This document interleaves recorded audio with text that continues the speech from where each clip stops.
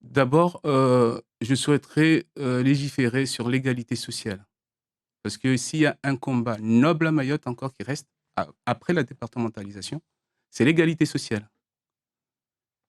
Et sur... Et oui, allez-y. parce qu'il est impensable aujourd'hui à Mayotte que certaines prestations sont au niveau qu'elles sont. Donc, si je serais élu, je demanderais un calendrier immédiat de la mise en place de ce qu'on appelle les prestations sociales non contributives. On a deux catégories de prestations sociales. Les prestations sociales non contributives et les prestations sociales contributives. Les prestations sociales non contributives, c'est ce qu'on nous prête, c'est payé par les impôts. Les prestations sociales contributives, ce sont ce que on nous prélève dans les bulletins de salaire. Donc, nous payons les mêmes impôts qu'en métropole, voire plus. Donc, les prestations sociales, il n'y a aucune raison que les prestations sociales non contributives, c'est-à-dire les allocations pour les personnes âgées, les allocations pour les personnes handicapées ou le revenu de solidarité active, qui soient au niveau qu'elles sont actuellement. Donc, je demanderai la mise en place d'un cadre immédiat des prestations sociales non contributives et, dans un cadre général, le code de la sécurité sociale. Parce que lorsqu'on était à l'école étudiant, on nous a toujours dit que le code du travail, le code du social, le code de la sécurité sociale vont de pair.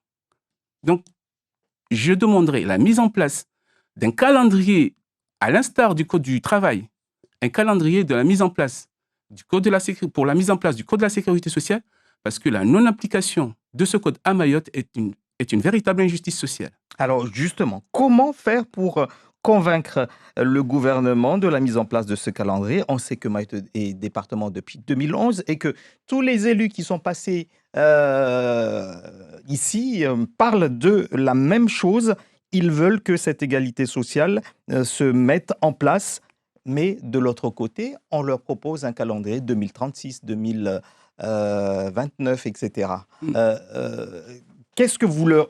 Comment est-ce que vous pourrez changer les choses alors que de l'autre côté, le gouvernement pense à cette, comment on a mis une certaine échéance et plutôt dans plusieurs années? Mais encore une fois, c'est par le travail. C'est par le travail. Moi, je suis juriste.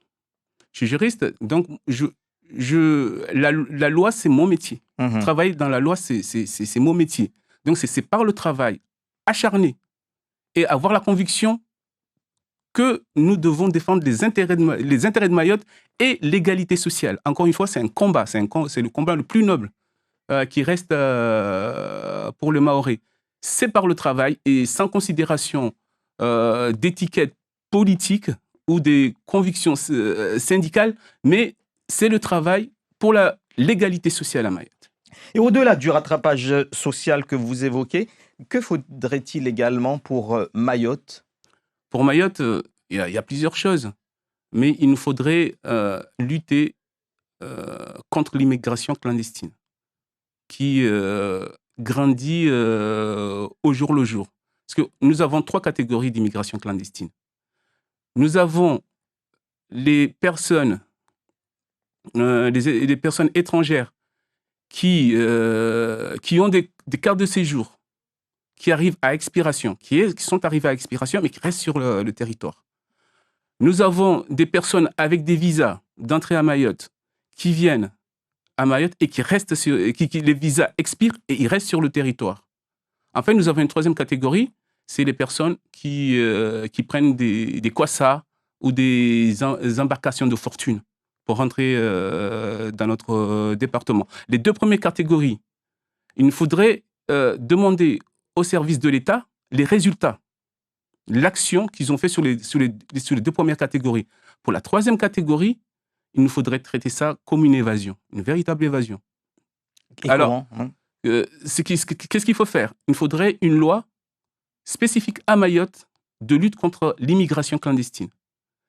Cette loi devrait permettre de donner aux représentants de l'État des prérogatives dérogatoires, des pouvoirs dérogatoires ou des prérogatives exorbitants de droit commun pour pouvoir lutter contre l'immigration clandestine, qui consisterait à ce que le représentant de l'État décline au niveau des communes, des intercos, des intercommunalités ou du département, parce que la lutte contre l'immigration clandestine, c'est l'affaire de tous.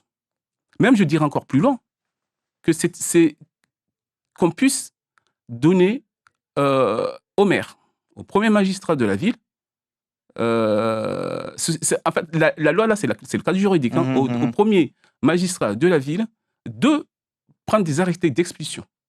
Eux-mêmes, donc permettre même aux élus locaux de prendre des décisions d'expulsion, mais ne craignez-vous pas certains abus pour régler parfois des règlements de compte, etc., par rapport à ce genre de choses? En ce qui concerne dénonciation, etc., de certains villageois, etc. Ce sont des prérogatives dérogatoires des pouvoirs dérogatoires de droit commun, c'est-à-dire c'est des pouvoirs temporaires.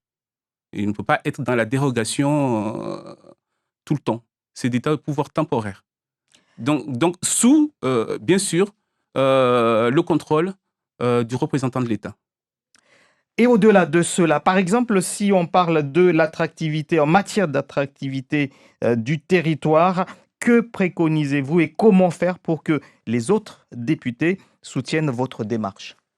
Pour l'attractivité du territoire, Mayotte a tous les atouts. Nous avons le lagon, un super lagon. Il faut défendre, préserver notre lagon pour que... Mais les médecins ne viennent pas à Mayotte pour... les médecins, les professeurs, les diplômés ne viennent pas à Mayotte juste pour le lagon. Non, c'est pas pour le lagon, mais déjà au niveau de venir à Mayotte. C'est pour promouvoir justement la destination Mayotte au niveau touristique. Et aussi permettre aussi la piste longue.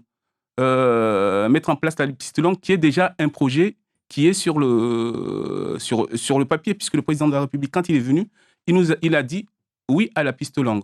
En ce qui concerne les médecins, pour que ce soit attractif chez nous, il y a plusieurs choses qui ne sont pas ici à Mayotte, notamment tout ce qui concerne le statut des praticiens. Les praticiens, il y a un statut qui s'appelle statut des PAM, praticiens et auxiliaires médicaux. Ce statut-là n'est pas à Mayotte. Alors que ce statut-là permet aux médecins d'avoir une retraite. Ils ont une retraite, mais il y a des complémentaires à cette retraite qu'ils n'ont pas lorsqu'ils viennent à Mayotte. Donc, ce statut-là, c'est une des raisons pour permettre à ce que ça soit attractif et que les médecins puissent venir à Mayotte. Si tous les dispositifs qui existent en métropole ou dans les autres départements d'outre-mer sont mis en place, c'est un moyen d'attractivité. Et encore, dans ce statut-là, lorsqu'ils sont conventionnés par l'assurance maladie, ça leur permet aussi d'avoir des aides au paiement de leurs cotisations sociales. Que dites-vous aux retraités de Mayotte ou aux futurs retraités de Mayotte quant aux possibilités de modifier l'âge de la retraite dans les années à venir, dans les jours ou semaines à venir? Pour l'âge de la retraite, il est à 62 ans. Donc, du coup, pour avoir une retraite digne, il nous faudrait déjà, en premier lieu, modifier les paramètres de calcul de cette retraite. Et modifier les paramètres de calcul de cette retraite, il n'y a pas un financement de plus. C'est seulement un moyen de pouvoir niveler les retraites. Par exemple, quelqu'un qui a une carrière longue aujourd'hui et qui continue à travailler, il ne s'ouvre plus de trimestre pour calculer sa retraite. Donc, une des raisons, c'est celui-là. La deuxième raison, ce sera le SMIC. Le SMIC, parce que pour ouvrir un trimestre à Mayotte, il faut les paramètres de calcul prendre en compte le SMIC horaire et le nombre d'heures. Donc, il nous faudrait aussi avoir un calendrier de rattrapage du SMIC horaire. Merci à vous, Ismaïla Djazza, d'avoir été l'invité de Zakweli. Merci à vous.